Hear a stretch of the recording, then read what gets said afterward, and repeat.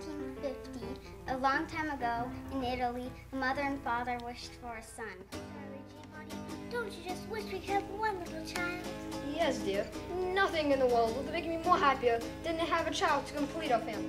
That special day finally came, and their wish was granted.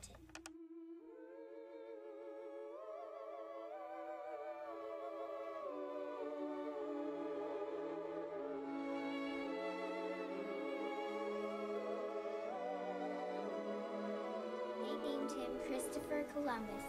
Mary Ann was consumed by happiness by the arrival of their son. Time passed quickly, and before she can blink her eyes twice, Christopher reached his 14th birthday. It was the day of that celebration in 1464 that he told his family of his dream to be a pirate. He would sail the open sea to find adventure, travel to distant lands, and perhaps find a beautiful princess to be his bride.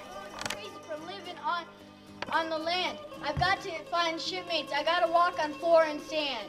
Yeah, Mrs. Columbus, you gotta let him walk on foreign sand. Christopher had many fantastic adventures in his travels. He found wonderful treasures and sparkling jewels. He ate with kings and drank from the goblets of scoundrels and that his shipmates had battled. He was living the pirate's life he has always dreamed of. His journey lasted 14 years. All the while he did not find a real princess.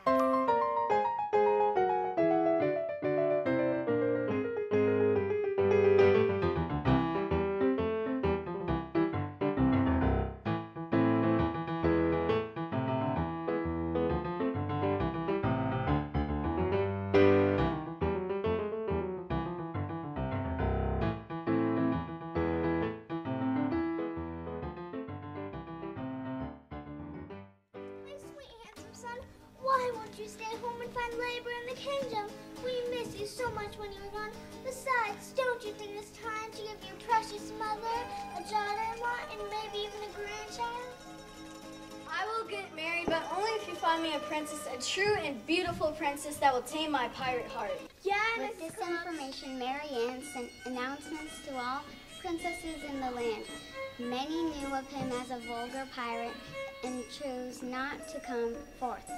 But there were those who did. They were intrigued to meet a man of his reputation.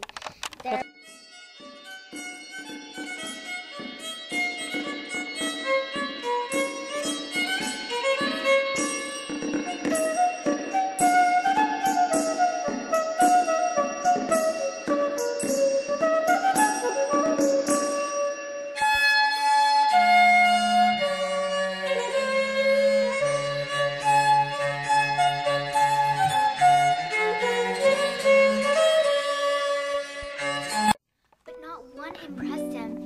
He was very glad when the last lady finally left.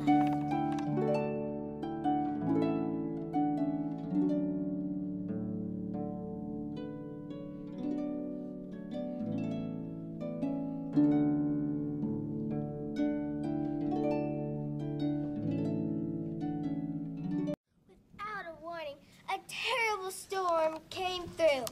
There was thunder and lightning, and the rain poured down in torrents. Suddenly, a knocking was heard at the gate. They opened the door and saw a princess standing out in the rain and at the gate's entrance.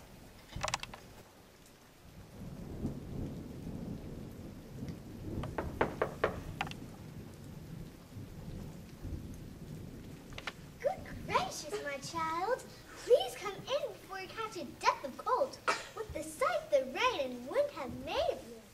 I know I must look a friend, but I assure you I am a true princess. The water ran down from her hair and her clothes. It trickled down into the soles of her shoes and out through her heels. Well, find that out soon enough, thought Mary Ann. Christopher's mother had just the plan for such an occasion. She went into the bedroom and took all the bedding off and the bedstead, and laid a pea on the bottom. Then she took 20 mattresses and laid them on the pea, and then 20 feather beds on top of the mattresses. On this, the princess had to lie all night. In the morning, she was asked how she had slept.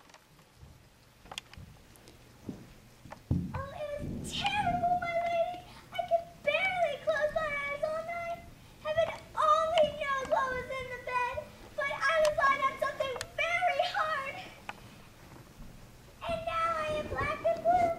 It was horribly painful. The test had worked. Now they knew that she was a real princess. Only a true princess would have been sensitive enough to feel the pea through 20 mattresses and 20 feather beds. As Christopher walked in the next morning to meet his newest candidate, he was stunned. He had never laid his eyes on such a radiant beauty. He decided right then to take her for his wife, for he knew that he had found his princess.